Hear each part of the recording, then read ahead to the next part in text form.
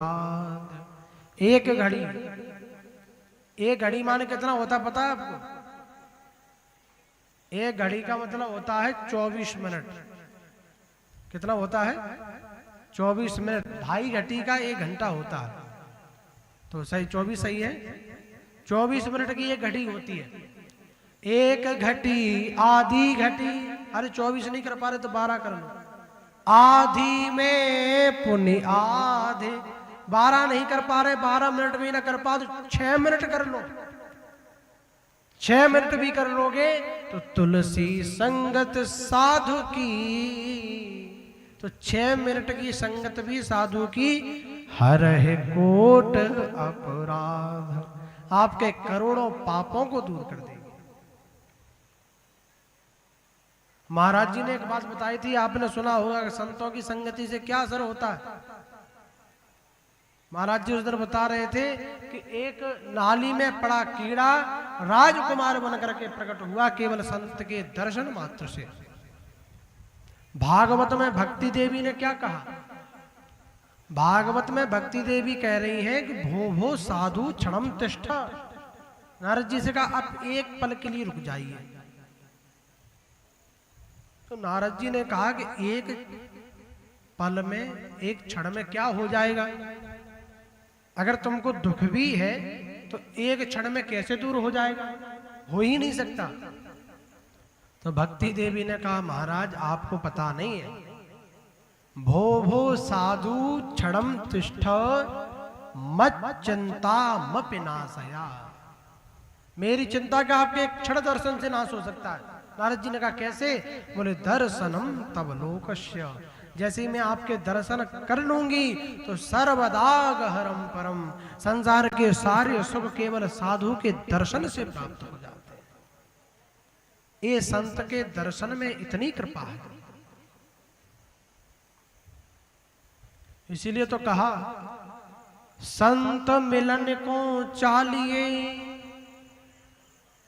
तज माया अभिमान, जो जो पग आगे धरे तो कोटिन यज्ञ समान।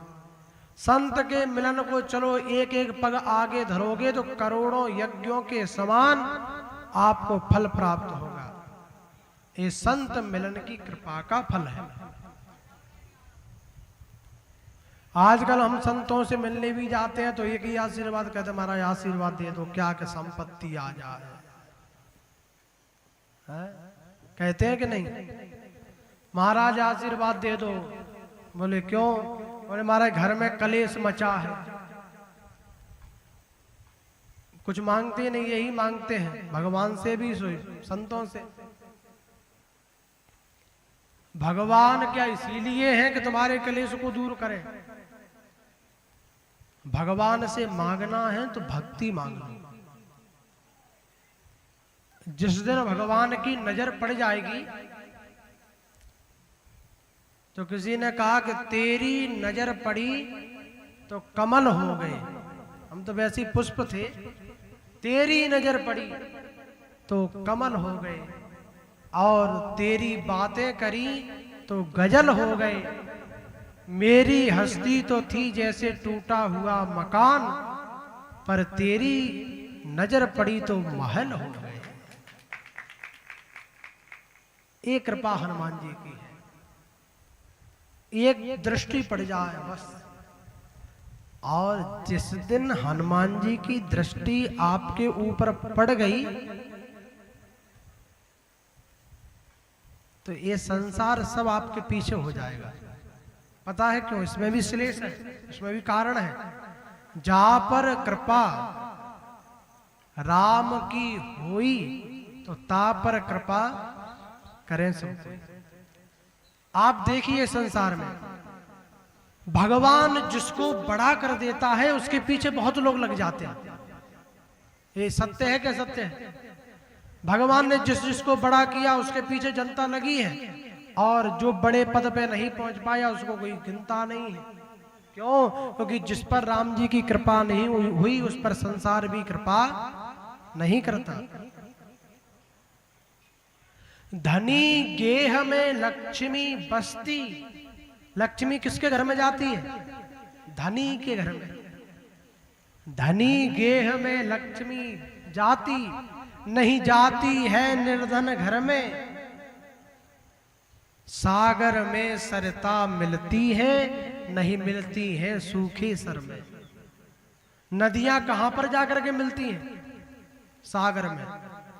और जबकि सागर को नदियों की कोई आवश्यकता है क्या? कोई आवश्यकता नहीं, फिर भी नदियां सागर में जाकर के मिलती हैं। कोई नदी आज तक सूखे सर में नहीं गई। जहां पर सूखा पड़ा हो, नदी सागर को छोड़ करके सूखे में चली गई हो, ऐसा कभी नहीं। धनी गेह में लक्ष्मी बसती, नहीं जाती है निर्धन घर में। सागर में सरता मिलती है, नहीं मिलती है सूखे सर में। भैया, ये लक्ष्मी भी भेदभाव करती है, लेकिन धन्य है गोविंद जिन्होंने कभी भेदभाव नहीं किया। दुर्योधन के भोजन को त्याग करके विदुरानी के घर चले गए। एक बात और बताएं, किसी ने भगवान से पूछा, प्रभु आप अयोध्यानाथ रहे, आप द्वारकाधीश रहे, तो आपके तो कितने भोग लगे होंगे, कितने प्रसाद लगे होंगे, 56 भोग कई बार लगे होंगे। तो हमारी एक विनती है। तो भगवान ने कहा बताओ। बोले इतनी बार 56 भोग लगे आपके, तो आपको सबसे अच्छा भोजन कहां पर लगा, सबसे स्वादिष्ट? तो भगवान ने कहा दो जगह हमको बहुत स्वादिष्ट भोजन लगा। इतना स्वादिष्ट भोजन हमने आज तक कभी नहीं खाया। तो भक्त ने पूछा वो 2 जगह कौन सी हैं? तो भगवान ने कहा, राम कृष्ण 2 जन्म में भोग लगे कई बार। राम और कृष्ण जन्म में कई बार मेरे भोग लगे, पर एक सबरी एक विदुर घर तृप्त भये 2 बार। भरपेट भोजन तो हमने 2 ही बार किया है, एक सबरी के घर और एक विदुरानी के घर। मैया सबरी ने बेर खिलाए। कई लोग कहते हैं कि झूठे बेर खिलाए, झूठे। हमको तो पता नहीं कि वो लोग कहां से पढ़ते हैं, हमको तो कहीं लिखा ही नहीं मिला। झूठे बेरों का प्रमाण ही नहीं मिला हमको आज तक। ना तो तुलसी कृत रामायण में है कि झूठे बेर खिलाए, ना ही वाल्मीकि रामायण में है, ना ऐरावती रामायण में है, ना राधे श्यामी रामायण में है। वो हमें और रुके हैं। तो जिसका भी मन करे वो आ जाओ कि महाराज जी लिखा है, कहीं नहीं लिखा, प्रमाणित। दूसरा, कई लोग कहते हैं कि अंधे का पुत्र अंधा होता है। पूछा कहां लिखा है? बोले द्रौपदी ने कहा। किससे कहा? बोले दुर्योधन से। पूरे महाभारत में कहीं नहीं लिखा, और ना ही लिखा है और ना ही होता है। क्या अंधे का पुत्र अंधा होता है? नहीं, लेकिन बना दिया, शब्द बना दिए, चलने लगे। टीवी सीरियल वाले कहने लगे तो हम भी सब लोग कहने लगे। कभी वेदों को पढ़ा, शास्त्रों को पढ़ा, कभी नहीं पढ़ा, लेकिन कह रहे हैं। भैया, वेद शास्त्र का कभी अध्ययन करिए, कभी देखिए, कभी सुनिए। केवल सुनो मत, पढ़ो भी, तो आपको भी पता चलेगा कि सत्य क्या है। ये शास्त्र की शुद्धि है, और इन्हीं कारणों से कभी कभी हम परेशान हैं। लोग अपने घरों में परेशान हैं, और परेशानी का कोई बड़ा कारण नहीं है, किन्हीं कारणों से लोग परेशान हैं। और सबसे बड़ी परेशानी बताएं, ये लगता है कि हम दुखी हैं और सुखी हैं। ऐसा लगता है कि नहीं कि हमको दुख है, बस पड़ोसी तो बड़े आनंद में है। बाबा तुलसीदास जी ने कहा कि ऐसा लगता है पर होता नहीं है। रंक कहे धनवंत सुखी, धनवंत कहे सुख राजा को भारी।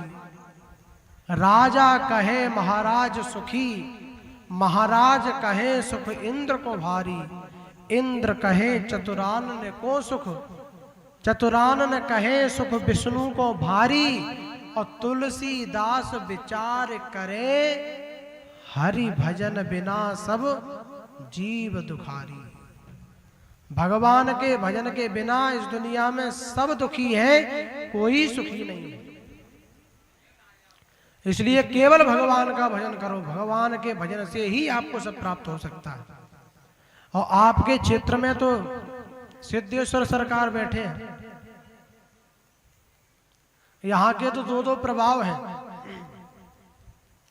एक तो प्रभाव है कि हनुमान जी से जाकर के कह दो, अर्जी लगा, अर्जी लगा करके घर पर राम राम जपो और तुरंत ही अर्जी स्वीकार। परम पूज्य श्री गोपाल कृष्ण शास्त्री जी महाराज के माध्यम से हनुमान जी सबकी पीड़ा को दूर कर रहे हैं। आप अपने भक्त को लेकर के सबकी पीड़ा को दूर कर रहे हैं, ये हनुमान जी की कृपा है। और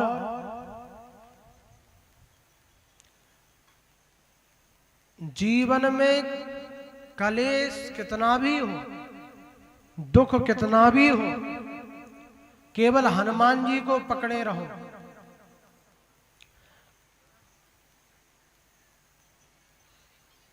केवल एक चौपाई का पाठ करो बस। अगर आप प्रातः काल में जैसे ही जगो और एक चौपाई बस हनुमान जी को सुना दीजिए। कौन सी? संकट कटे मिटे सब पीरा, जो सुमिरे हनुमत बलबीरा। और इस चौपाई का आप पाठ कर दोगे, सुबह एक बार भी इसको पढ़ लोगे तो आपके जीवन में कभी कोई संकट नहीं आएगा, सारे संकट दूर हो जाएंगे। ये हनुमान जी कृपा है। और एक बात और बताएं, यहां तो सिद्धेश्वर हनुमान जी पास में हैं, हनुमान जी यहां पर कृपा करते हैं, सुनते हैं। अगर किसी के जीवन में शत्रु परेशान कर रहे हैं, शत्रु बहुत परेशान कर रहे हो, पड़ोसी से दुखी है, हम अच्छा करते हैं वो बुरा कर रहे हैं हमारे साथ में, तो इसके लिए हम एक उपाय बता दे रहे हैं, बिल्कुल ध्यान से सुनो। उस उपाय को कर लेना, जीवन में कभी शत्रु परेशान नहीं करेंगे। क्या करना है? जब जब आपको लगे कि शत्रु परेशान कर रहे हैं तो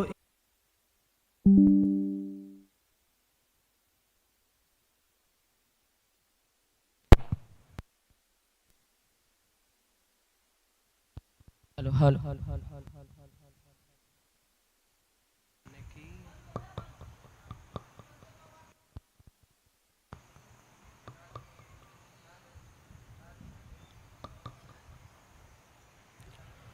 बोले अनंत बलवंत श्री हनुमंत लाल की। भैया शत्रु परेशान कर रहे हो तो क्या करें? एक नारियल लेकर के रात्रि में अपने सिरहाने पर रख करके आप सो जाइए। सोमवार की रात्रि में, मंगलवार की सुबह हनुमान जी की 11 परिक्रमा लगा करके जिससे आपको परेशानी हो रही है उसका 5 बार नाम लेकर के और हनुमान जी के चरणों में चढ़ा दीजिए। हम गारंटी देते हैं कि उसी दिन से वह शत्रु आपको परेशान करना बंद कर देगा, परेशानी आपकी मिट जाएगी। सिद्धेश्वर हनुमान जी उसी दिन से परेशानी को मिट देंगे, एक कृपा है। और यहाँ के हनुमान जी रोगों को भी दूर करते हैं। कैसा भी रोग हो, कैंसर हो, पथरी हो, ट्यूमर हो, असाध्य से असाध्य रोग हो, तो आपको क्या करना है? जब डॉक्टर से दवाई लेकर के परेशान हो गए हैं और दवाई काम नहीं कर रही है किसी भी प्रकार से, तब क्या करें? तो उस समय पर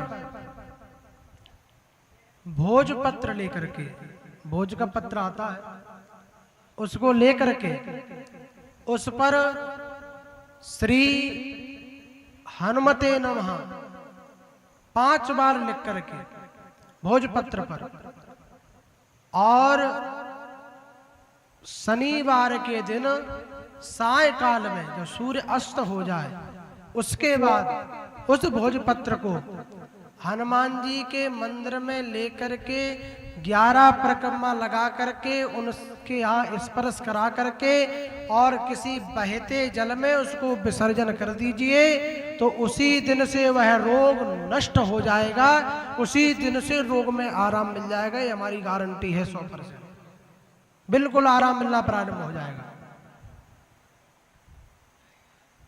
इसमें कोई संदेह नहीं है।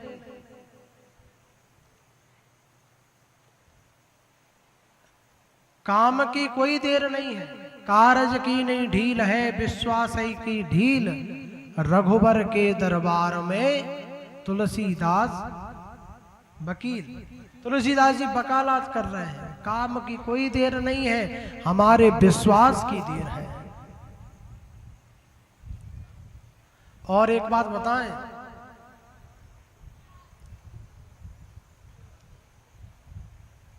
जीवन में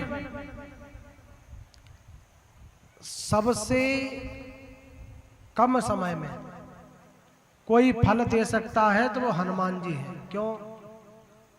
एक बात बताएं, हनुमान जी किसके अवतार हैं? हनुमान जी शंकर जी के अवतार हैं। सबके दरवाजे बंद मिल सकते हैं आपको, और सबके खुलने का बंद होने का एक टाइम है कि इतने बजे खुलेंगे, इतने बजे बंद होंगे। केवल एक दरबार ऐसा है, उस दरबार को हम आपको बता दे रहे हैं। वो दरबार 7 दिन और 24 घंटे काम करता है और 7 दिन 24 घंटे खुला रहता है। एक ऐसा दरबार आपको बता रहे हैं। पता है कौन सा दरबार है? आप अयोध्या जाइए दर्शन करने, तो टाइम फिक्स है, कितने बजे तक खुलेंगे, इतने बजे तक बंद हो जाएंगे। बांके बिहारी दर्शन करने जाइए तो टाइम फिक्स है बिल्कुल। आप कहीं भी दर्शन करने जाएंगे, भैया पीताम्बरा देवी आज हम दर्शन करने गए तो वहां का भी टाइम फिक्स है।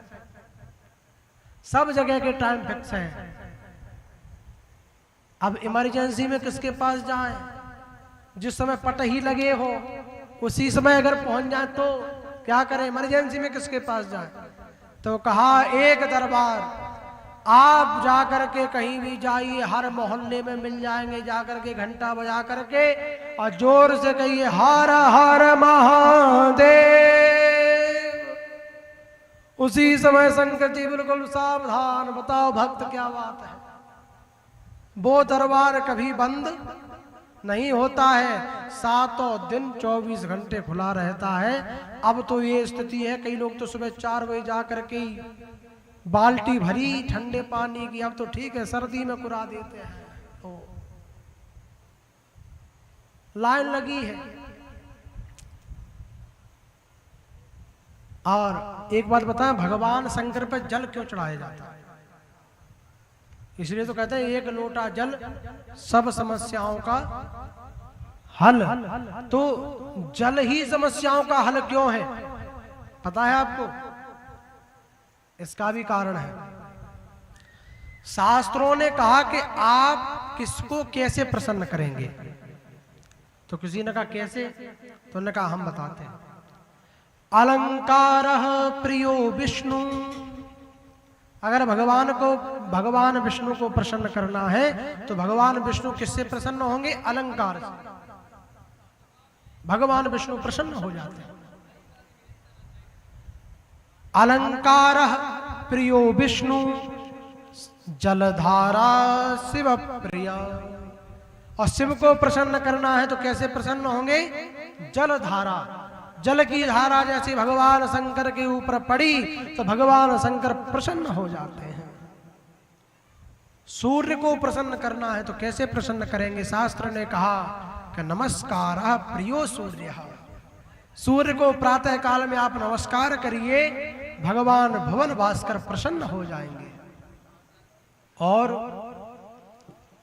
ब्राह्मण को प्रसन्न करना हो तो ब्राह्मण को कैसे प्रसन्न करेंगे? ब्राह्मण को प्रसन्न करने का और भी सरल उपाय है। दो उपाय बताते हैं आज आप, एक नहीं। एक तो शास्त्र कह रहा है कि प्रणामो विप्रमधुर, ब्राह्मण को केवल आप प्रणाम कर लीजिए, अभिवंदन कर लीजिए, सम्मान कर लीजिए तो ब्राह्मण इसी में प्रसन्न हो जाते हैं। दूसरी बात, एक हम बताएं दे रहे हैं ब्राह्मण को प्रसन्न करने का एक उपाय। हमारे दादाजी कहा करते थे दंदरुआ पर, अभी जो दंदरुआ पर महाराज जी आए थे, परम पूज्य स्वामी महामंडलेश्वर स्वामी श्री रामदास जी महाराज दंदरुआ सरकार, उनके गुरुदेव भगवान महाराज जी के गुरुजी हमारे दादाजी थे। उस दंदरुआ पे पहले महंत, उन्हीं के शिष्य, उन्हीं की गद्दी को, अपनी गद्दी को प्रदान किया परम पूज्य प्रातः स्मरणीय अनंत श्री भूषित महामंडलेश्वर स्वामी श्री रामदास जी महाराज को। वो हमारे दादाजी के शिष्य, हमारे तो गुरुदेव भगवान हैं। तो दादाजी कहा करते थे कि खीर की थारी परोस दही तो जाने परे परमेश्वर ठाड़ो। ब्राह्मणों को तो खीर में ही भगवान दिख जाते हैं। मीठा मिल जाए, अब तो कम खाते हैं लोग, लेकिन पहले मीठा मिल जाए तो उसमें भगवान। महंत बाबा ने उन गायों से बड़ा प्रेम था उन्हें बहुत, तो एक सवैया बनाया। बोले गाय जब नहीं रहती तो हमको बड़ा दुख होता है। तो किसी ने पूछा गाय जब रहती है तब, तो उन्होंने एक सवैया बनाया कि जा दिन ते मैंने गाय लई, ता दिन ते दिन चौगुन चारो, शाम को दूध। एक बात आपको बता, दूध कब पीना चाहिए? शाम के समय। दूध को अगर आप सुबह और दोपहरी में पिएंगे तो नुकसान करेगा, ये प्रमाणित है। शाम को दूध, सवेरे दही, और सुबह क्या पीना चाहिए? दही, और दोपहर पी लो छाछ है गाढ़ो, और दोपहरी में क्या पीना चाहिए? छाछ। पहले लोग बाहर जाते थे तो माताएं दही बना करके देती थी, दही खा करके जाओ। और एक और बात बताएं आपको, 84 लाख योनियों में दूध सबको प्राप्त है, दूध सबको प्राप्त है, दही केवल मनुष्य को प्राप्त है।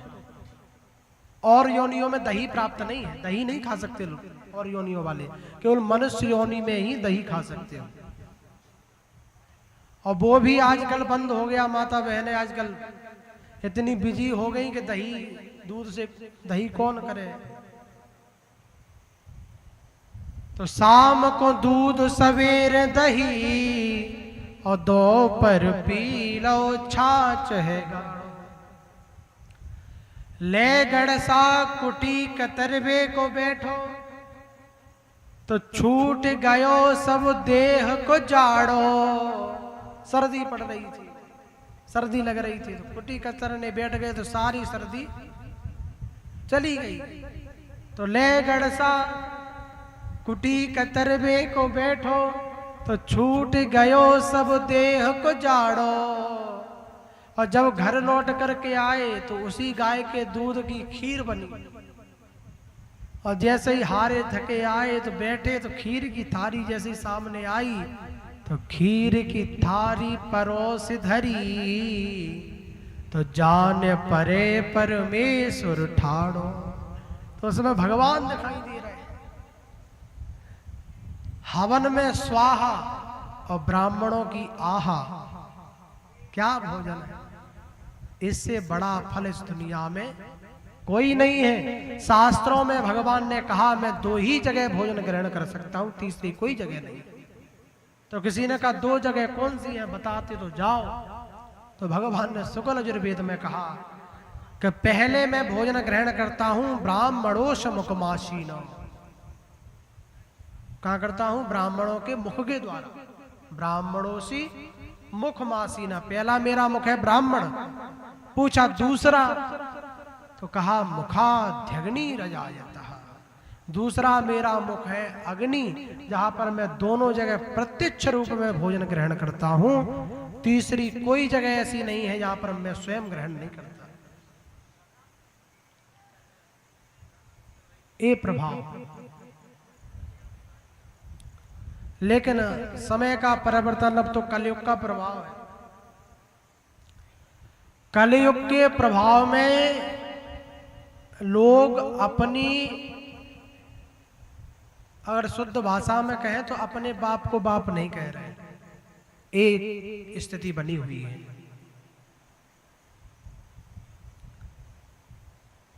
इस समय इतनी बुरी स्थिति हो गई है कि धन के लालच में विदेश नौकरी करने जा रहे हैं। साहब कितना भी डांट दें, साहब गाली भी दे दें, साहब कुछ भी कह दें तो कोई दिक्कत नहीं, घर में पिताजी ने डांट दिया तो कलेश हो जाएगा। अब सोचिए क्या विडंबना है हमारे देश की, हमारे राष्ट्र की, हमारे समाज की। ये विडंबना है कि हम बाहर से गाली खा करके आ रहे हैं, लेकिन घर पे पिता से नहीं सुन सकते। और ये असत्य नहीं है, ये सत्य है। कोई ये नहीं कह सकता कि असत्य है।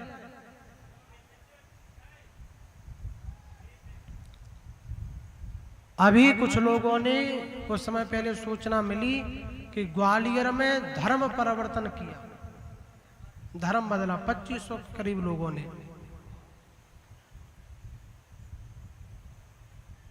स्वधर्मे निधनम श्रेया परधर्मो भयावह।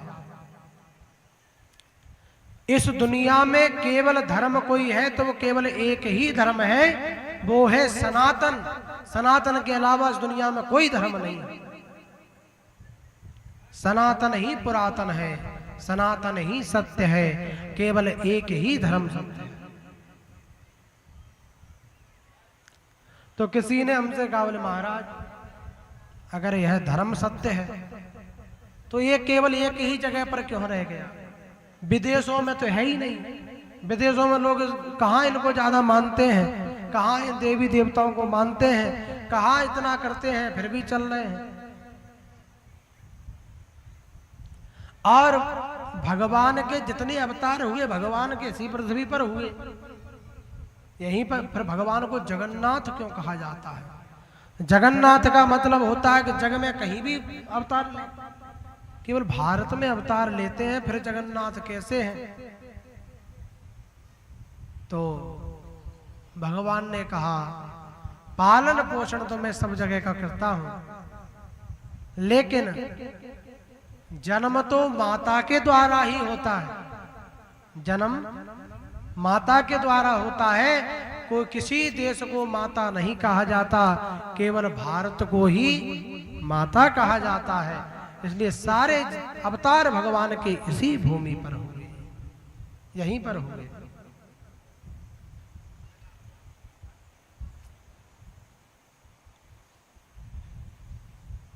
हनुमान जी अपनी कला में निपुण हैं और जीवन में जो जैसा करता है उसको वैसा ही फल देते हैं।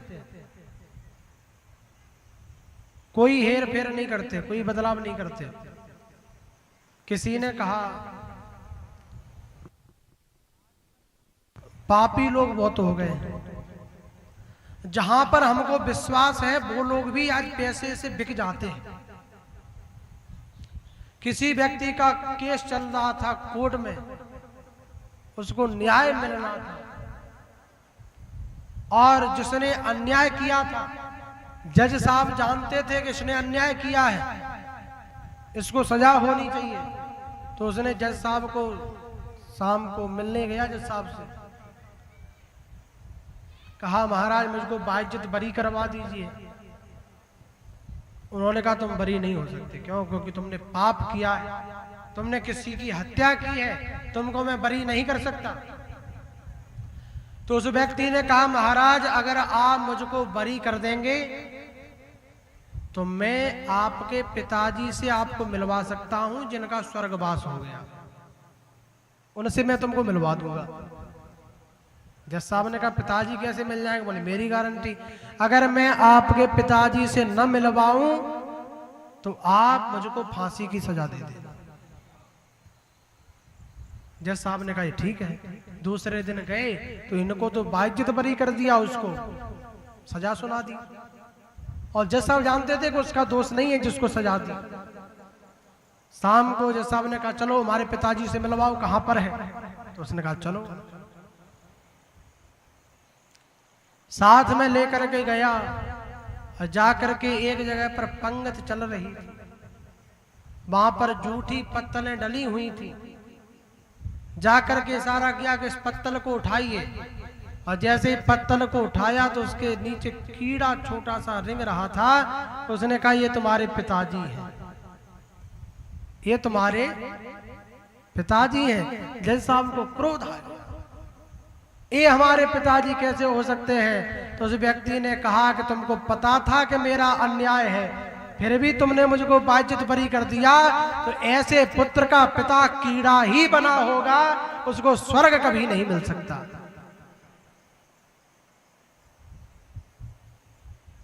जिसका पुत्र इतने बड़े पद पर बैठा हो और फिर भी अन्याय कर रहा हो, तो उसके पिता कभी स्वर्ग में जा सकते हैं?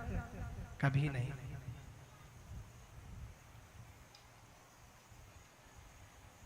ये काल चक्र है जो अपनी गति से चलता है, इसमें कोई कुछ नहीं कर सकता, कोई बदलाव नहीं हो सकता।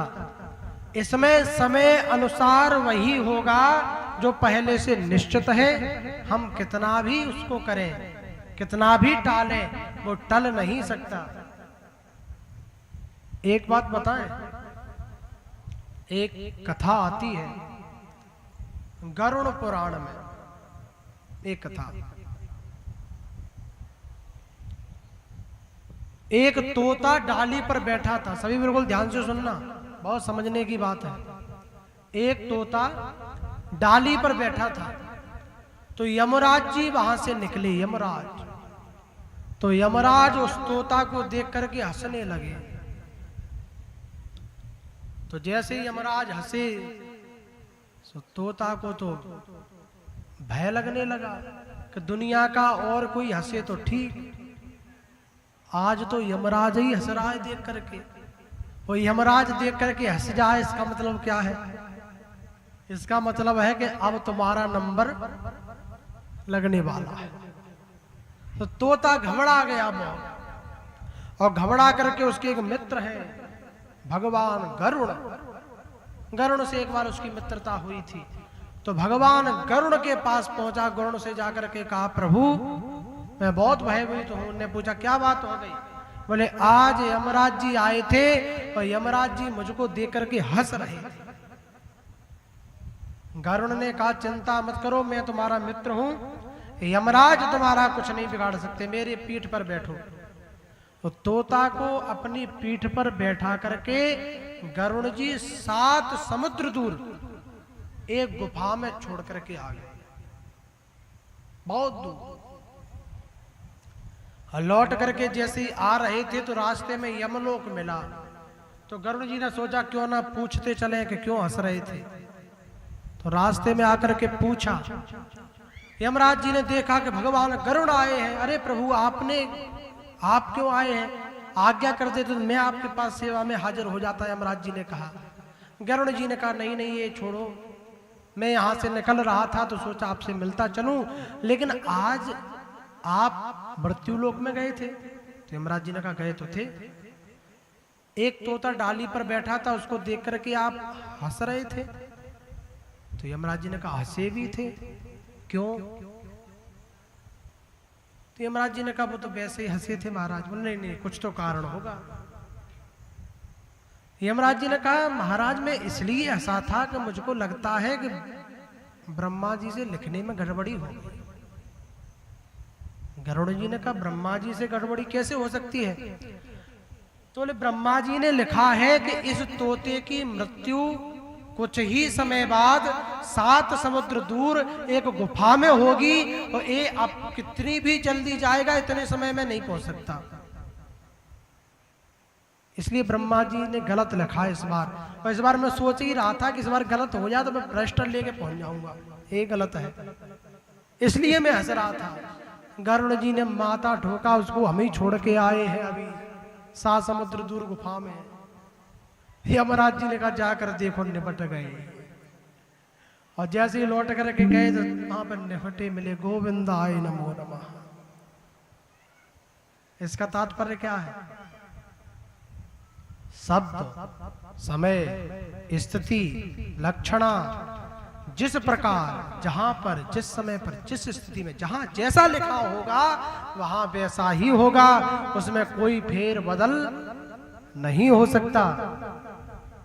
एक बात और बताएं, आपके शरीर के द्वारा कोई पाप हुआ, शरीर के द्वारा, वो मिट नहीं सकता। इस दुनिया में ऐसा कोई नहीं है जो उसको मेट दे। तो कई लोग चौपाई सुनाने लगते हैं। एक बात तो हमारे यही दादाजी आ गए, हम कथा कह रहे थे झांसी के पास में, तो हमने कहा कि इस संसार में कोई भी नहीं मेट सकता।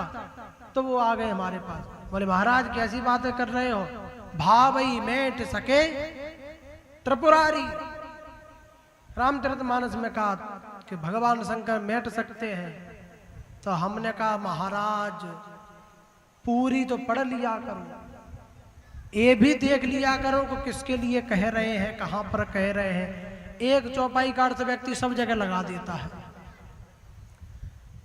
वो माता पार्वती के लिए कहा कि इनके जीवन में संकट है और इनके संकट को केवल त्रिपुरारी हर सकते हैं, क्योंकि इनका संकट किससे जुड़ा हुआ है? भगवान शंकर से।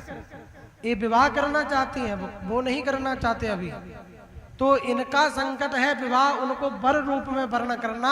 तो ये अगर उनकी तपस्या करेंगी तो प्रसन्न होकर के इनके वर को पूर्ण कर सकते हैं। जो तप करे है कुमार तुम्हारी, तो भावई मेट सके त्रिपुरारी, उनके लिए कहा। कई लोग कहते हैं कि महाराज होए हैं वही जो राम रच राखा, तो को कर तरक बढ़ावे शाखा। इस दुनिया में वही होना है जो राम जी चाहते हैं, तो फिर हम क्या कुछ करें क्यों? जब राम जी के करने से ही होगा। लगा कहते हैं कि नहीं कहते लोग? सत्य है। उनसे कभी पूछना, अब कोई कहे तो पूछना, सुनो ध्यान से। उनसे कहना, भैया एक बात बताओ, ये किसने कही थी, कहां पर कही थी, ये चौपाई किसके लिए कही थी और किस कारण से कही थी। इन 4 चीजों को सोच करके तब उसका अर्थ किया जा सकता है। एक जगह क्या हुआ, किसी केस चल रहा केस, तो किसी व्यक्ति ने कहा कि एक काम करो, अगर दरोगा साहब चाहेंगे तो ये केस मिट सकता है। क्या कहा कि दरोगा साहब चाहेंगे तो केस मिट जाएगा। तो उसने सुन लिया कि बोले एक व्यक्ति सुन रहा था, उसने कहा ये ठीक है, कोई भी केस हो, अब पता चल गया कि दरोगा साहब चाहेंगे तो मिट जाएगा। एक जगह विवाद हुआ और किसी ने मुख्यमंत्री को टारगेट किया विवाद में। अब वो व्यक्ति फंस गया, मुख्यमंत्री को टारगेट कर दिया। तो वो व्यक्ति वहां पर खड़ा था, उसने कहा चिंता मत करो, दरोगा साहब चाहेंगे तो सब सही हो जाएगा। तो क्या दरोगा के चाहने से मुख्यमंत्री का केस मिट सकता है? कभी नहीं। इसी प्रकार कौन सी बात कहां पर कही गई है? होया है वही जो राम रच राखा। राम जी जो चाहते हैं वही होगा। होगा कहां पर, कहां के लिए कहा? भगवान शंकर जब कथा श्रवण करने के लिए कुंभज ऋषि के पास में गए, एक बार त्रेता युग माही शंभु गए कुंभज ऋषि पाही। अकेले नहीं गए, संग सती जग जननी भवानी। एक बात बताइए, अब रामचरितमानस में तो जितना अंदर जाते जाओगे उतना ही भरी पड़ी है। इस चौपाई में भी बड़ा श्लेष है। संग सती जग जननी और भवानी। सती कह देते तो भी वही बात थी, जग जननी कह देते तो भी वही बात थी, और भवानी कह देते तो भी वही बात थी। तो एक ही देवी का नाम 3 बार एक चौपाई में क्यों लिया? आपको पता है क्यों? क्योंकि यहां पर गोस्वामी तुलसीदास जी महाराज ने समझाया कि स्त्री का जीवन तब पूर्ण माना जाता है जब वह 3 अवस्थाओं से होकर के निकले। 3 कौन कौन सी?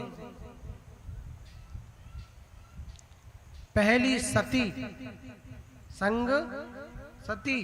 सती कौन है? बोले महाराज दक्ष की पुत्री है, इसलिए पहली अवस्था। जग जननी, वो संसार की माता है, दूसरी अवस्था। और भवानी भगवान शंकर की पत्नी है, तीसरी अवस्था। इन 3 अवस्थाओं पर होकर निकलने पर स्त्री का जीवन पूर्ण माना जाता है। संग सती जग जननी भवानी, पूजे ऋषि अखिलेश्वर जानी। भगवान शंकर का पूजन किया, कथा सुनी, लेकिन मैया सती ने कथा को नहीं सुना, बिल्कुल नहीं सुना।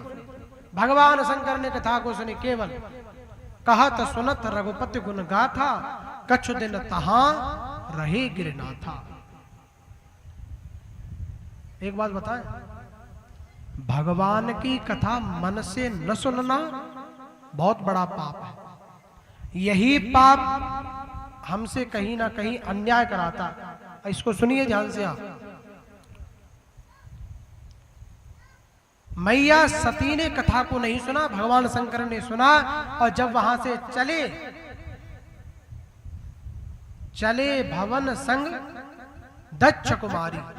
इधर से सती कहा, जगजननी कहा, भवानी कहा, और उधर से सब श्लेष खत्म कर दिए, केवल एक नाम लिया, दक्ष कुमारी।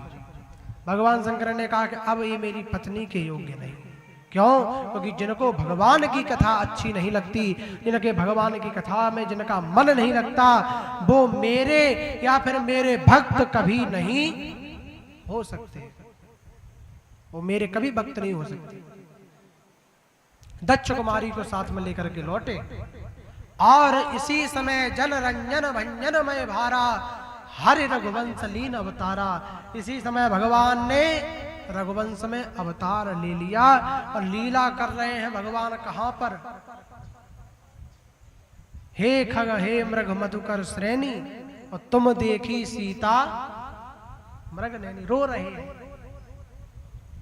भगवान शंकर ने ऊपर जैसे देखा कि राम जी रो रहे हैं, और दोनों हाथ जोड़ करके प्रणाम किया। प्रभु के जीवन की जय जयकार हो, जय हो सच्चिदानंद भगवान। आप धन्य हैं, आपकी लीला धन्य है। भगवान शंकर ने जैसे ही प्रणाम किया तो मैया सती चौंक गई। देवादिदेव महादेव किसी मानव को, वो भी वनवास में घूम रहा है, वो भी अपनी स्त्री के लिए रो रहा है, ऐसे व्यक्ति को प्रणाम कर रहे हैं देवादिदेव। मैया सती ने भगवान शंकर से पूछा कि कौन है?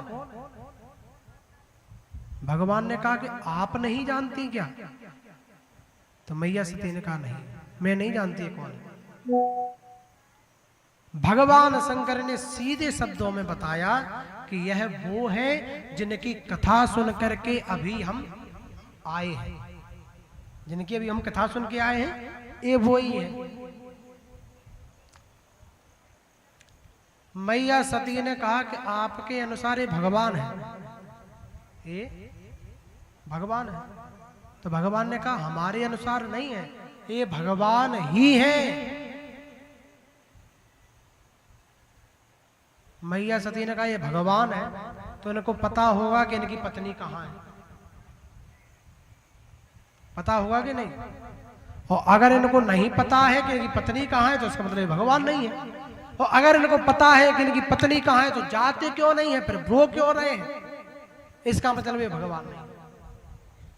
भगवान शंकर ने कहा कि मान जाओ ये भगवान है। सती ने मना कर दिया, नहीं मैं नहीं मानूंगी, ये भगवान नहीं, अगर आप कहो तो परीक्षा ले लो। हा हा हा हा। भगवान शंकर ने कहा हो गया, अब तो बेड़ा गर्क है, परीक्षा। भगवान शंकर ने बहुत समझाया, मैया सती नहीं मानी। तब भगवान शंकर ने कहा कि मोरे कहे न संशय जाही, अब मेरे कहने से इनका संशय नहीं जाएगा।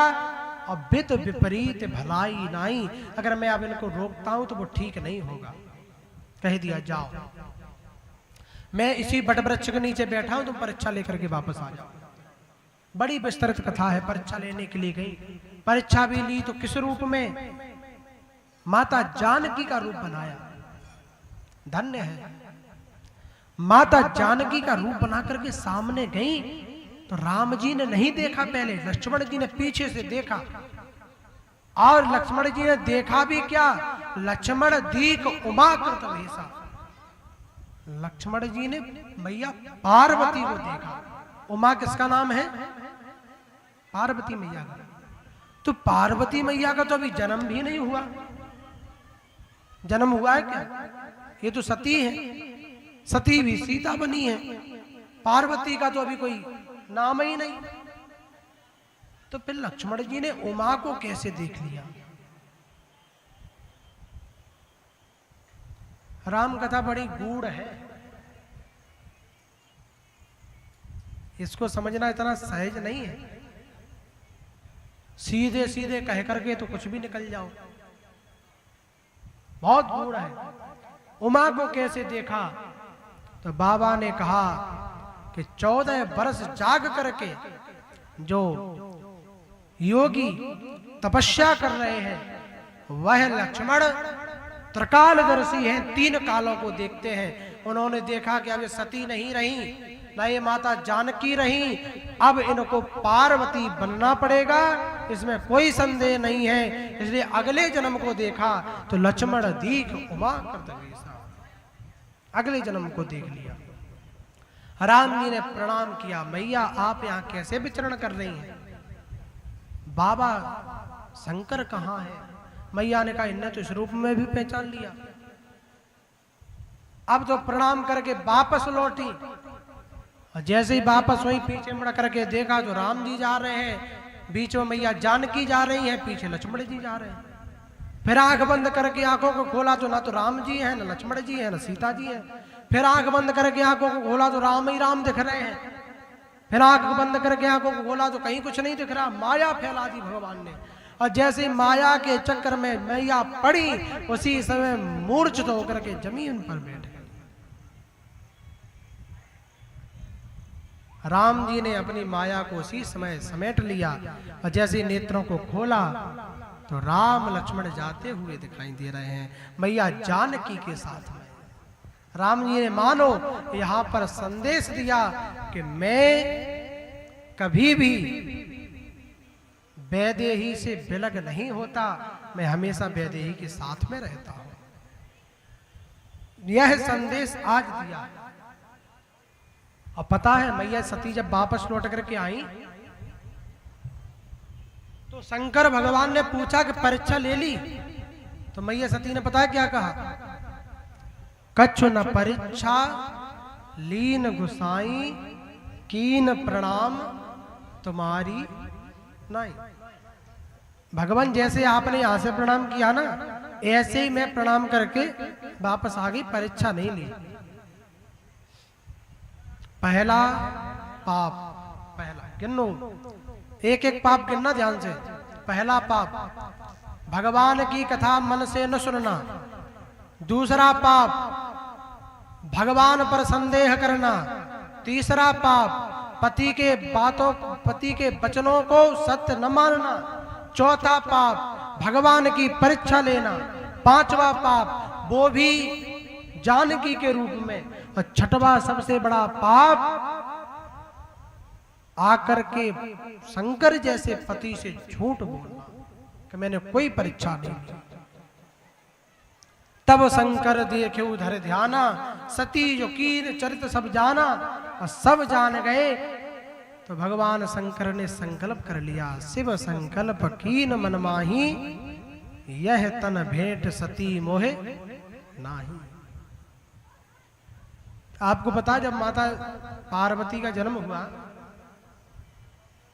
माता पार्वती को जो अमर कथा सुनाई है, श्रीमद् भागवत कथा, तो उसमें माता पार्वती को नींद आ गई। और नींद उसी को आती है जिनके पूर्व जन्म के पाप होते हैं। तो यह पाप माता से बने, जिनकी वजह से भागवत सुनते सुनते माता को निद्रा आने लगी। ये प्रभाव आज का विधर्मी प्रभाव। धन्य है वो भगवान शंकर जिन्होंने अपने लिए कभी कुछ नहीं किया। भगवान शंकर जैसा त्यागी इस दुनिया में कोई नहीं हो सकता। परम वैरागी ऐसा कोई नहीं हो सकता। जिन्होंने लंका भी बनवाई तो रावण को दे दी। लंका रावण की थोड़ी थी, लंका किसकी थी पता है? ये लंका जो सोने की है वो शंकर जी की थी। इसीलिए तो सुंदरकांड में लिखा कि मंदिर मंदिर प्रतिकर शोधा, जहां तहां देखे अगणित जोधा। हर घर में मंदिर है। तो किसी ने कहा राक्षसों के घर में, हर घर में मंदिर? बोले हाँ, मंदिर में राक्षस रह रहे हैं। तो किसी ने कहा कि हर घर में मंदिर कैसे है? तो किसी ने कहा ये भगवान शंकर के लिए बनाई गई थी, इसलिए हर घर में मंदिर है। जहां तहां देखे अगणित जोधा, गयऊ दशानन मंदिर माही। अति विचित्र कही जात सो नाही। अति विचित्र क्या है पता है आपको? बाबा तुलसीदास जी को अति विचित्र लगाना पड़ा, तो इसका मतलब अति विचित्र का मतलब तो बहुत बड़ा हो जाता है। विचित्र भी नहीं, अति विचित्र। अति विचित्र का मतलब होता है कि जिसमें ऐसा कुछ देखा कि जिसको देख करके हनुमान जी आश्चर्यचकित हो गए। दो चीजें देखी। कौन कौन सी? एक तुलसीदास जी की रामायण से बताते हैं और एक श्रीमद् वाल्मीकि रामायण से बताते हैं। तुलसीदास जी की रामायण में देखा कि अति विचित्र कही जात सुनाई, शयन किए देखा कपिते ही। रावण को सोते हुए देखा, लेकिन मंदिर महु न दीख बेदेही। उस भवन में माता जानकी नहीं दिखी। तो हनुमान जी ने कहा कि हरण करके लाया है, तो माता जानकी तो है ही नहीं इसके पास। तो ये अति विचित्र था। दूसरा वाल्मीकि रामायण में लिखा कि हनुमान जी उसके रसोई घर में चले गए और रसोई घर में जाकर के देखा कि रावण ने भोजन किया, दही खाया।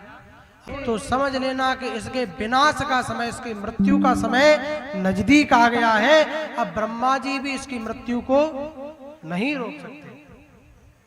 इसलिए कभी दही को जूठा नहीं छोड़ना चाहिए।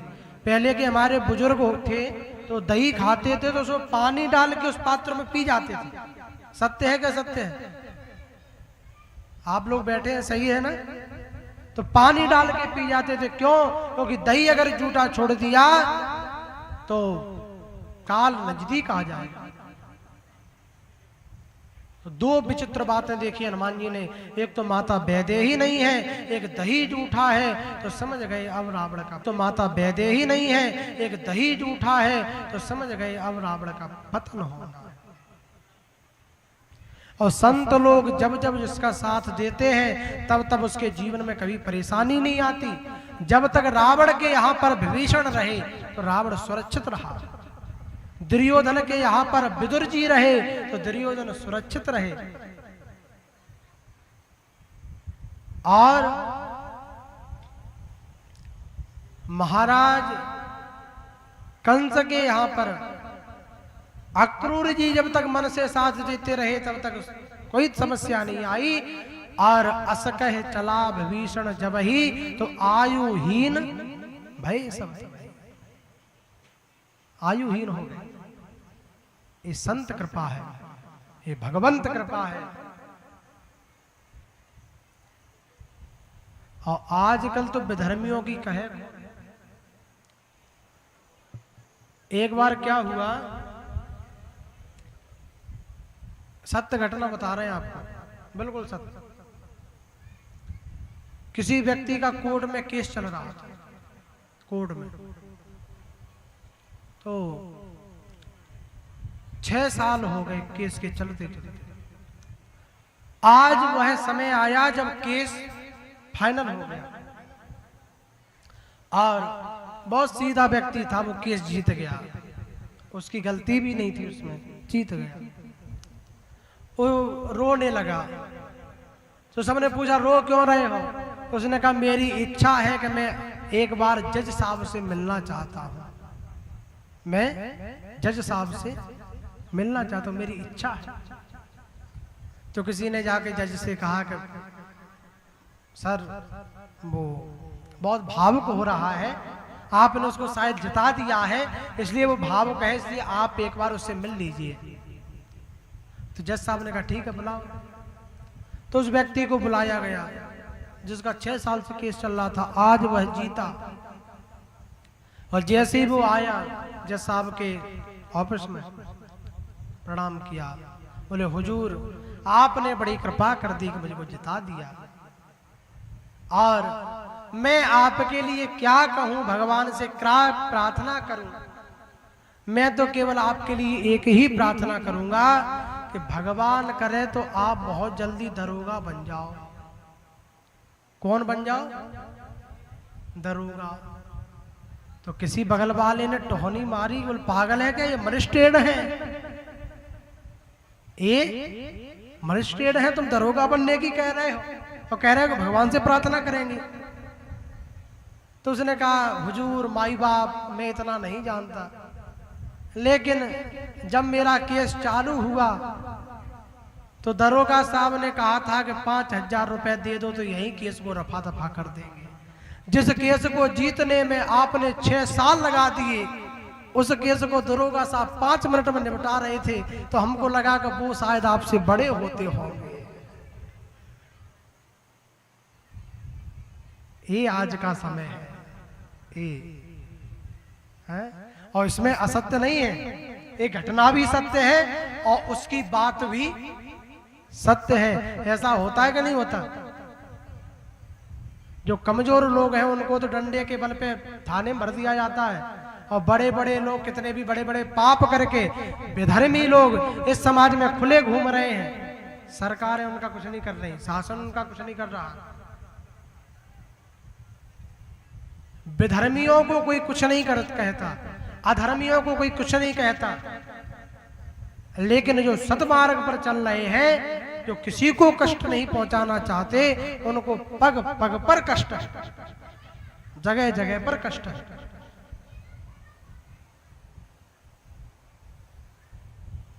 अभी एक न्यूज आई थी कुछ समय पहले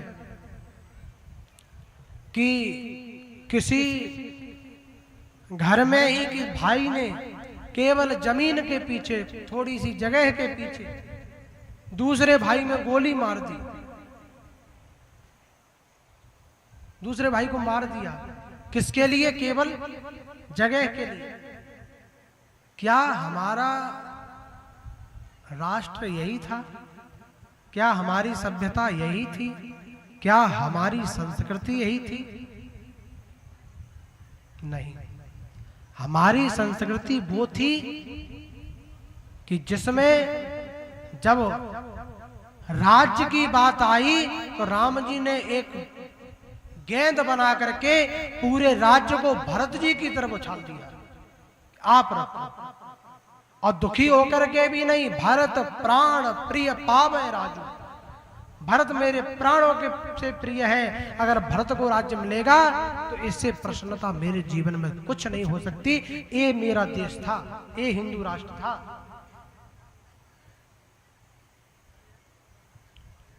क्या हम अब कर सकते हैं? भाइयों में आजकल हम पड़ोसी से बना करके चल सकते हैं और अपने भाइयों से नहीं बना सकते। सबसे बड़ा शत्रु आज कलयुग में कोई है तो वो घर में भाई ही है। एक दूसरे के शत्रु बने बैठे।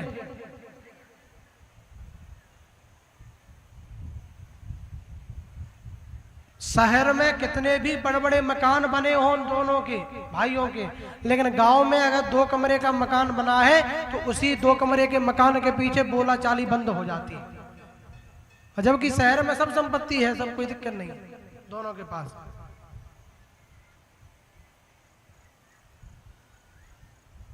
एक हम सत्य घटना बताएं आपको। एक जगह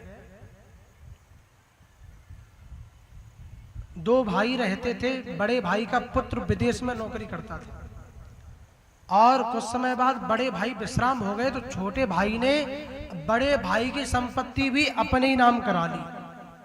और उनका पुत्र रहता था विदेश में। वो आया, अंतिम संस्कार करके चला गया, उसको पता नहीं चला, पूरी संपत्ति अपने नाम करा ली। तो किसी गांव के व्यक्ति ने एक नोट लिखा, पत्र लिख करके भेजा कि भैया तुम्हारी संपत्ति तुम्हारे चाचा जी ने अपने नाम में करा ली है।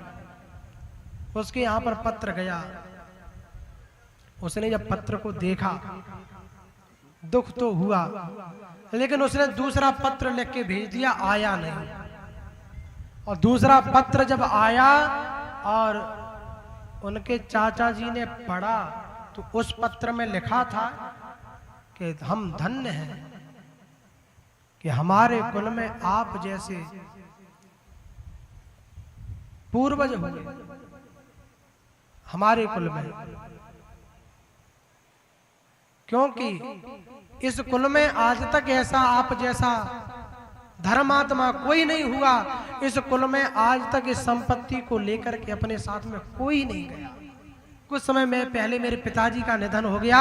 मेरे पिताजी भी खाली हाथ ही चले गए, लेकिन आप धन्य हैं कि आप इस संपत्ति को अपने साथ में लेकर के जाओगे। तो अगर आपको आवश्यकता हो तो मैं थोड़ी बहुत शहर में भी संपत्ति मेरे नाम है, आप ऊपर ले जा रहे हो तो उसको भी ले जाना, उसको भी साथ में ले जाओ। इस पत्र को बड़ा सत्य घटना है कि पत्र को लेकर के टिकट करा करके उसके पास पहुंच गए, अपने भतीजे के चरणों में जाकर के गिर गए, गलती हो गई।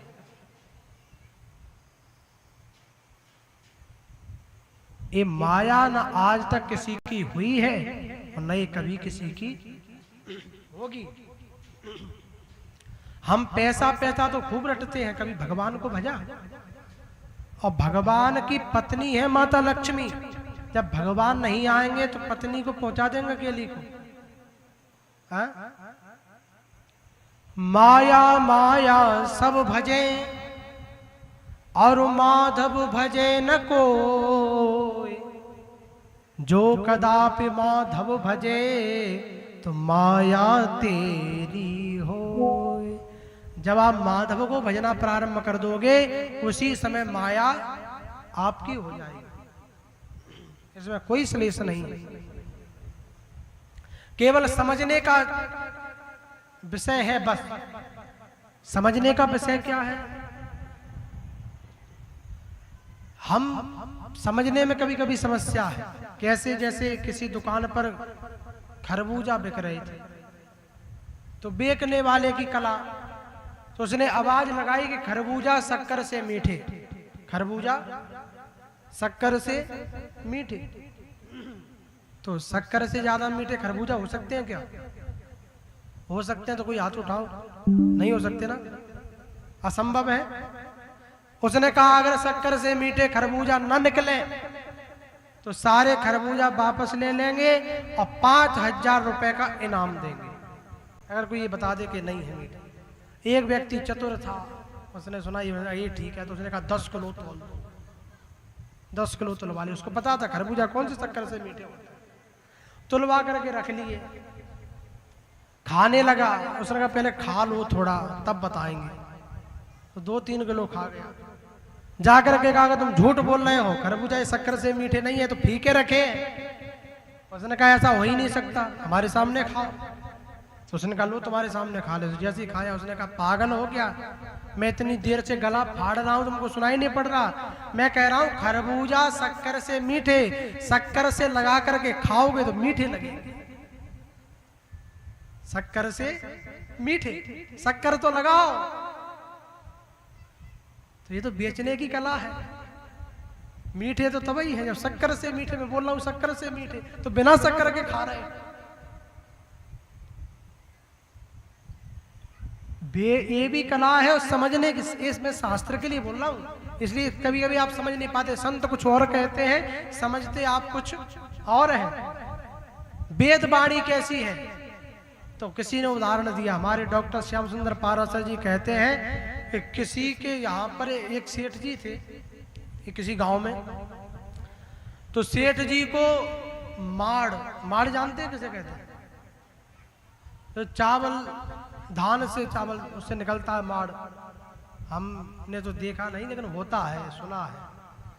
तो माड़ पीने की आदत थी सेठ जी को, बहुत पैसे वाले। एक बार क्या हुआ, उनकी कुछ अतिथि आ गए, विशेष लोग, चीफ गेस्ट। तो वो अपने मेहमानों के साथ हम बैठे थे, तब तक माड़ निकल गया। तो उनकी धर्मपत्नी ने अपने बच्चे से कहा कि पिताजी से जाकर के कह दो कि माड़ पी ले। तो बच्चे ने मन में सोचा कि पिताजी से इतने बड़े बड़े लोग बैठे हैं, उनके सामने कहेंगे कि माड़ पी लो तो अच्छा लगेगा क्या? है कितना बुरा लगेगा।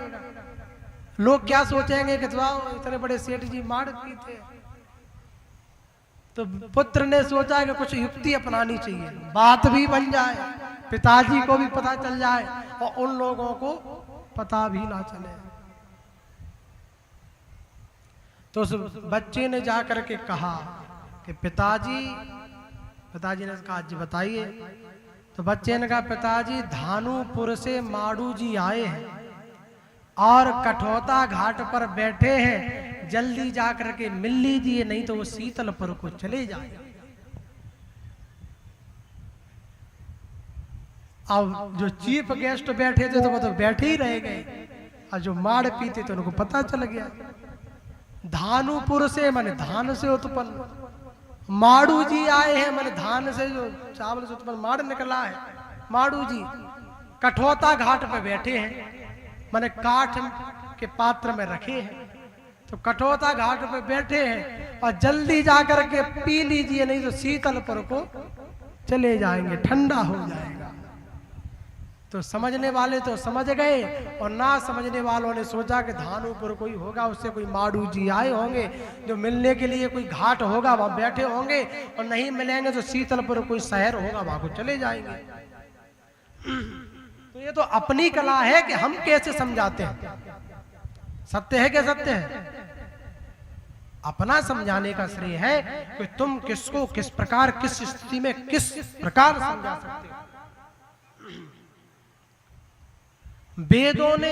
वेदों में कहा, एक भागवत कथा का एक बहुत ही गूढ़ एक प्रसंग है जिसको 95% भागवत वक्ता कहते नहीं, कहते ही नहीं। पता है क्यों? क्योंकि भागवत का सबसे कठिन वही है, उससे कठिन कोई प्रसंग नहीं। वो वक्ताओं को ही समझ में नहीं आता। पहली बार तो वो राजऋषि परीक्षित को समझ में नहीं आया पहले तो।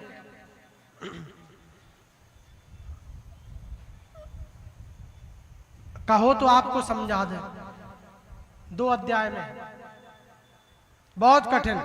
इसको समझ लिया तो समझ लो आपने पूरी भागवत को समझ लिया, पूरी भागवत, केवल 2 अध्याय में। सबसे कठिन, इससे कठिन कुछ नहीं है, जिसका नाम है पुरंजनो उपाख्यान। जिस समय महाराज प्राचीन बरही यज्ञ पर यज्ञ करते जा रहे थे, ये हम बता रहे हैं कि अपने शास्त्र क्या है, शास्त्रों के बारे में सुनो। प्राचीन बरही यज्ञ पर यज्ञ, यज्ञ पर यज्ञ, यज्ञ पर यज्ञ कर रहे थे। उसी समय नारद जी आए। नारद जी ने आकर के पूछा कि ये क्या कर रहे हो? तो राजा प्राचीन बरही ने कहा, महाराज दिख नहीं रहा, मैं यज्ञ कर रहा हूं। नारद जी ने पूछा, तुमने कितने यज्ञ कर लिए अपने जीवन में? तो राजा प्राचीन बरही ने कहा, महाराज जिस प्रकार आकाश से गिरी हुई बूंदें कोई नहीं गिन सकता, पृथ्वी पर गिरे हुए कंकड़ कोई नहीं गिन सकता, और वृक्ष पे लगे हुए लता पताएं कोई नहीं गिन सकता, इसी प्रकार मेरे यज्ञ को कोई नहीं गिन सकता कि मैंने कितनी यज्ञ कर दी। आहा, नारद जी ने कहा, वाह, पाप कितने कर दिए, पाप। प्राचीन बरही ने कहा, इतनी यज्ञ करने वाला व्यक्ति पाप करेगा? नारद जी ने कहा, हाँ। कैसे? नारद जी ने कहा, ऊपर की तरफ देखो। और जैसे ही दक्षिण दिशा के ऊपर की तरफ देखा तो ऊपर की तरफ कई जानवर अपना मुख फैलाए खड़े हुए हैं कि कब प्राचीन बरही की मृत्यु हो और कब मैं इसको लेकर के अपने मुख में ग्रहण करूं। प्राचीन बरही ने जैसे ही ऊपर की तरफ देखा तो भयभीत हो गए। नारद जी से पूछा, ये सब मुझको मारने के लिए क्यों खड़े हो ऊपर? तो प्राचीन बरही से नारद जी ने कहा कि तुमने इस यज्ञ में घोड़ों की बलि चढ़ाई, बकरे की बलि चढ़ाई। तो प्राचीन बरही ने कहा, गलत नहीं किया, इस शास्त्रों में लिखा है कि घोड़े की बलि चढ़ाना चाहिए, बकरे की बलि चढ़ाना चाहिए, सत्य है, लिखा है इसमें, और जो लिखा है मैंने वही किया है, इसमें कोई गलत नहीं है। नारद जी ने कहा, तुम बहुत शास्त्रों के ज्ञाता हो, किसी ब्राह्मण को, योग्य ब्राह्मण को बुलाया तुमने? बोले नहीं, खुद से किया। बोले हाँ, यही पाप है। शास्त्रों में लिखा है कि यज्ञ में घोड़े की बलि चढ़ा दो। तो घोड़ा कौन सा? अभिमान रूपी घोड़ा, जो तुम्हारे अंदर अभिमान बैठा है ना, यही घोड़ा है, और इसकी बलि चढ़ा दीजिए। जिस समय अभिमान रूपी बलि चढ़ा दोगे उस समय यज्ञ सफल हो जाएगा। बकरे की बलि चढ़ाओ। तो बकरे की बलि क्या है पता है? तुमने बकरे काट कर चढ़ा दिए, तुमको नरक मिलेगा। बकरे की बलि नहीं चढ़ानी थी, इसमें मन रूपी बकरे की बलि चढ़ानी थी। अपने मन, जो आपका कई जगह भ्रमित होता है, उस भ्रमित मन रूपी बकरे की बलि इसमें चढ़ा दो। ये शास्त्र ने कहा। तुमने अर्थ का अनर्थ कर दिया, अब तुमको नरक भोगना पड़ेगा। अब तो कांपने लगे, भयभीत हो गए, ये क्या हो गया, अनर्थ हो गया।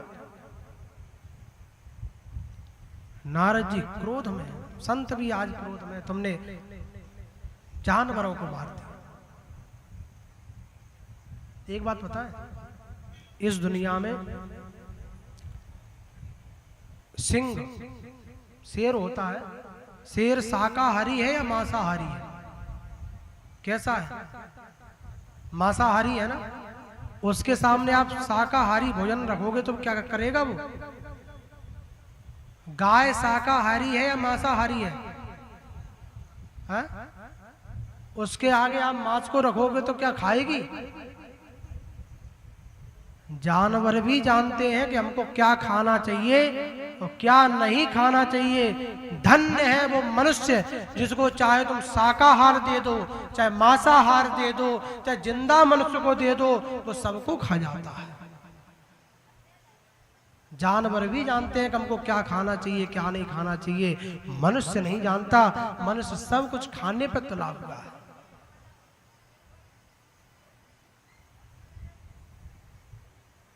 भैया क्या कहे, आजकल कई मंदिरों पे बलि प्रथा चल रही है।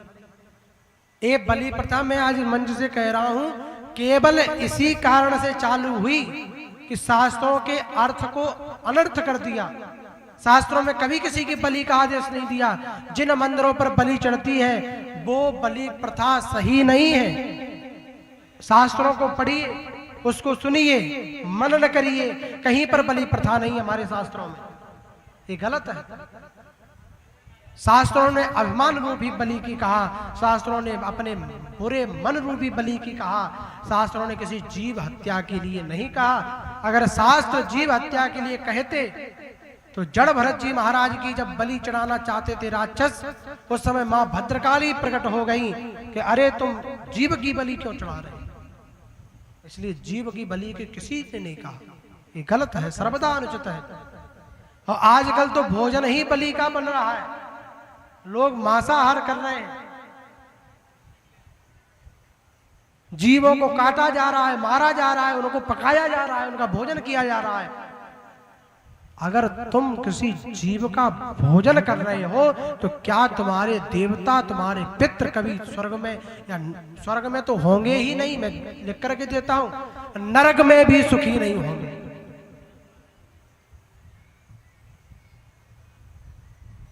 और इसी के चलते पितृदोष लगता है, जब पितृ दुखी होते हैं, पितृ को प्रताड़ना मिलती है तो पितृदोष लगता है।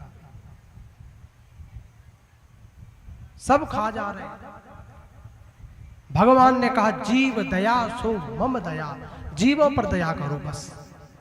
और एक बात बताएं, प्राचीन में रही बहुत दुखी हो गए तो नारद जी ने 2 अध्यायों में उपाख्यान सुनाया। क्या बोले? सुनो, मैं एक कहानी सुनाता हूं तुमको। नारद जी ने कहा 2 मित्र थे, पुरंजन और अभिज्ञात।